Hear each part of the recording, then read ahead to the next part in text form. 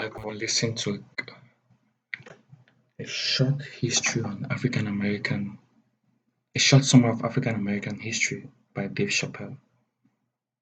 I like the way he summarized it, really, really profound, and also talk about the steps of the related things that happened during those years, and also all the killings too that happened, and also went straight into Bill Cosby and gave some funny insight and also talk about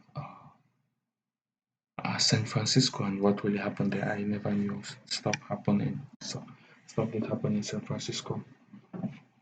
Let's take a listen. Shit started in 1945. That's when America just fucking lost its mind. It was after that Second World War. Think about it. Because black Americans went off and fought in the war. They went to Europe. They made more money than they ever made in America. They might even got their dick sucked by white women. And then they came back to the United States and they looked around and they said, you know what? I don't like the way I'm being treated around here. But it wasn't just black dudes. At the same time, all the women in America went into the workforce because all the men were gone. That's when you see that old poster in the 40s with that dyke, like, we can do it. That's where that's from. And these women made money, and then the dudes came back home and started telling these women what to do, and they were like, yo, I'm not feeling you, nigga. At the same time, the CIA started experimenting with a drug in San Francisco. Back then, nobody knew about it, called LSD. By 1960, all the white kids in America were like, it works. And a new school of thought was unleashed on the American consciousness. People had never even thought like that before, and now they were thinking like that in mass. White kids in mass were like, fuck our parents' plans for us. By the time 1960 rolled around, the President of the United States was 42 years old. He was the next best hope. And they blew his brains out in Dallas, fucking parade. That's the most gangster shit. There were 8 major assassinations in the 60s. Kennedy, X, King, Everett. And then by the 70s, the white youth culture and the Black Panthers and the black youth culture started to merge. And you started to see Timothy Leary meeting Eldridge Cleaver in Africa, not Oakland. And that was the beginning of the 70s, one of the most turbulent decades this nation has ever seen. And I say all that to say this, that in that turbulent historical context, Bill Cosby raped 34 people.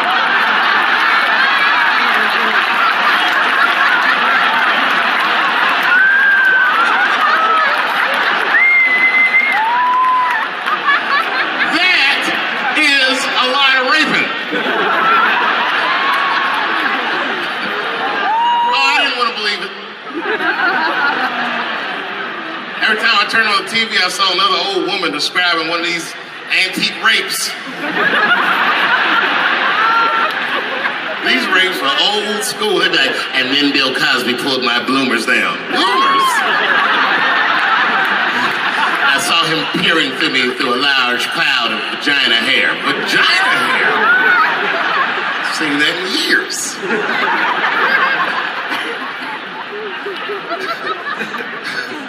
I saw that shit. I said, these people are obviously trying to destroy Dr. Cosby's rich legacy. Right? 34 allegations later, I was still like, man, they probably only raped 13 or 14 of these people. Do all that raping. It's like 50 fucking rapes. And don't forget, each one of these rapes have 8 hours of sleep in them. It's like 1,000 hours of rape. Packed into an otherwise busy schedule. Short corporate rapes, that's what I support.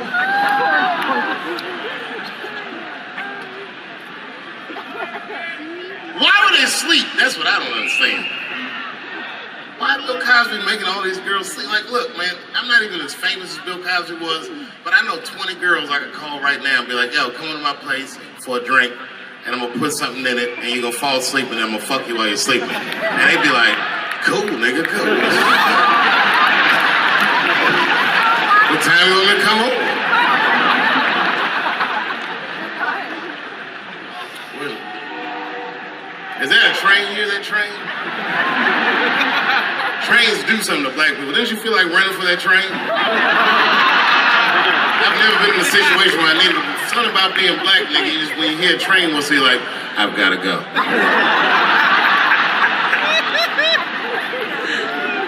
Just wanna run away.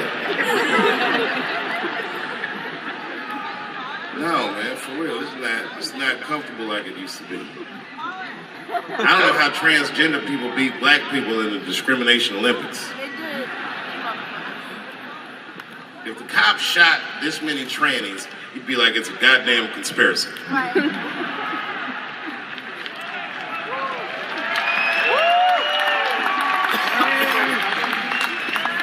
The niggas gonna start wearing high heels just to feel safe. Problem, officer? Was my bag and purse all matched? Is there a problem?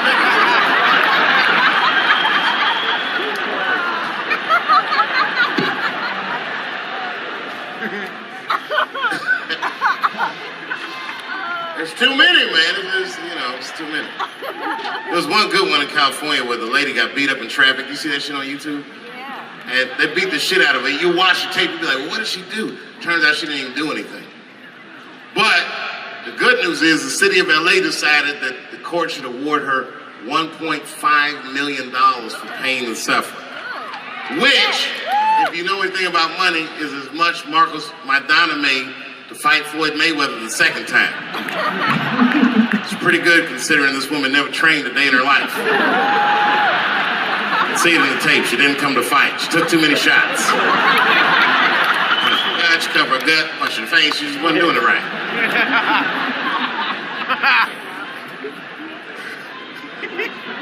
What?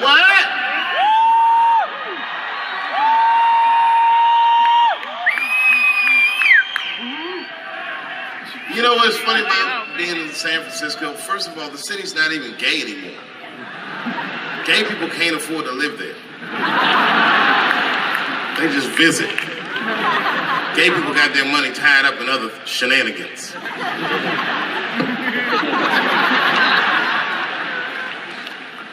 you from, bro?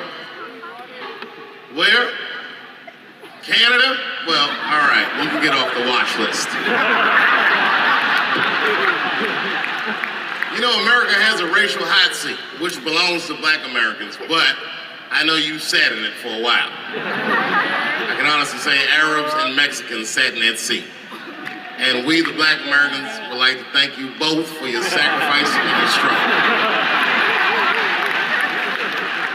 Everybody goes through something, but at least I can leave my backpack someplace. If you leave your backpack, you got 20 minutes to find that shit before they send a robot to blow your luggage up. Don't you remember San Francisco when that motherfucking tiger jumped out of the cage and bit those people up? And San Francisco is so gay, the whole city blamed the tiger. No, they blamed the victims. They didn't even say shit about the tiger. They said these people were teasing that tiger. That's irrelevant. Tiger should not be able to jump out of the cage and kill people at the zoo. They said that tiger chased one of his victims 400 yards. Listen, you know how fucking fast you have to run to outrun a tiger for 400 yards? Nigga probably woke up in the hospital with an NFL recruiter standing over his bed. You did good, son. Waking up in the hospital with an NFL recruiter standing next to your bed, like, I want to recruit you to play quarterback. You did very good. I know this isn't a good time, but I'm with the Cincinnati Bengals. Complete coincidence. I think we can tie something in and do something really big with you. One of the guys the tiger bit was Mexican, and the other two were Arabs. I said, who trained this tiger? Homeland Security, like everybody? I gave that tiger some beans. You smell those beans? You can smell that. Go get them. Here's some curry.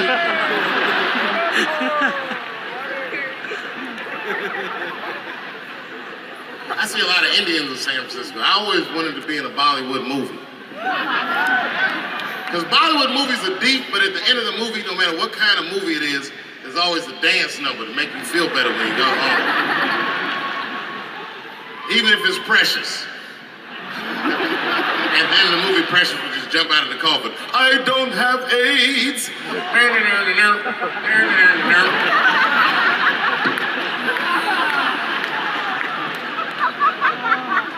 You ever see Precious? Boy, that was a sad movie. Yeah, that was tough. If you haven't seen it, you know all the statistics of living in urban life in America.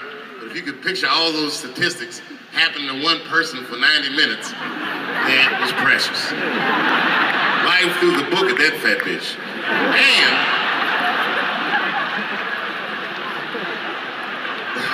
And the music haunted me. Because the music was like, you know, like, I don't know, break beats or something. If they had Eddie Vedder do the score for Precious, I'd have killed myself in the movie theater. They had some of that, like, smashing pumpkins. Precious was morbidly obese. She couldn't read good. She was a victim of incest, and the baby had Down syndrome. Still the first verse, nigga. You gotta see the movie.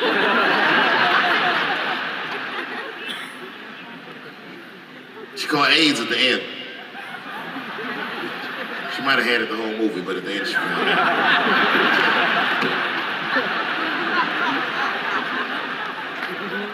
That's one way to lose weight, you know. This fucking movie, Precious is a fictitious character. I'm sorry. It's a fucked up movie. It was a fucked up movie. I got scared when I went to see Straight Outta Compton. I've never watched the movie Precious. Check it out. So it's an Indian movie. Never knew that. And Eazy-E caught AIDS at the end. That shit freaked me out. Because I didn't know you could get AIDS from firing your manager.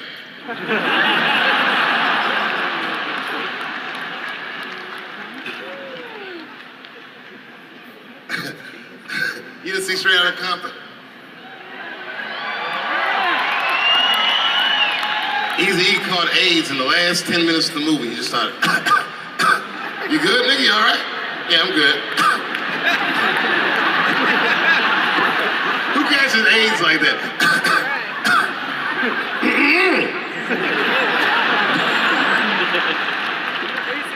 AIDS does not sound like that. It's a racking cough. And AIDS weird that a disease came out of nowhere in the 80s that doesn't kill anybody but niggas, fags, and junkies? What kind of disease hates everybody that old white people hate? I think the government hid that shit in disco balls. Only fun people get AIDS.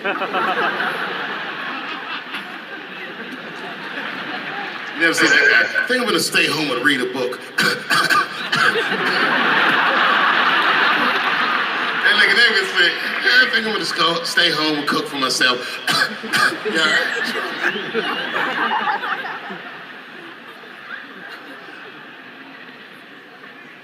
Remember when Donald Sterling made that tape?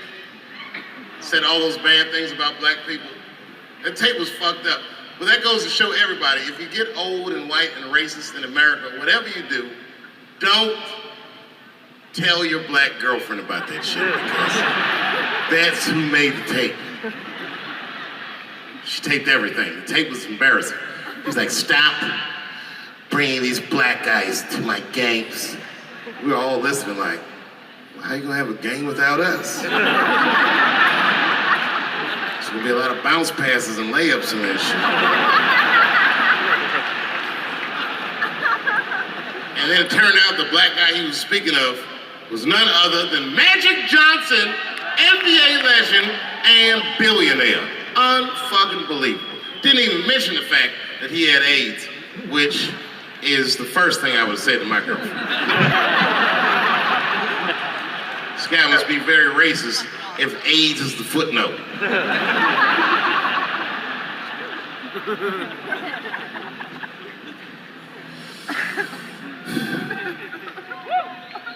How many of y'all work for Google?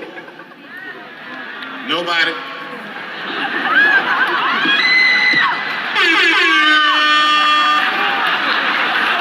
Thanks, Fuse. That air horn always pushes the joke through. You ever do something regular, but if you do it with the air horn, it sounds better. Like once I pulled my dick out at a New Year's Eve party. Real traumatic experience. I'd been drinking. It's really fucked up. I had to make all new friends. I did it on the 10 count. The motherfuckers was like, 6, 5. And I was saying to myself, what if I pulled my dick out? They said 3, and then I looked down and said, oh no, it's out!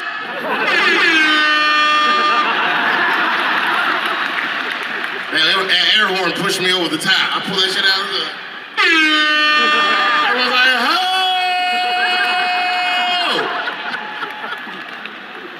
Man, when that nigga pulled his dick out, that really set the party off.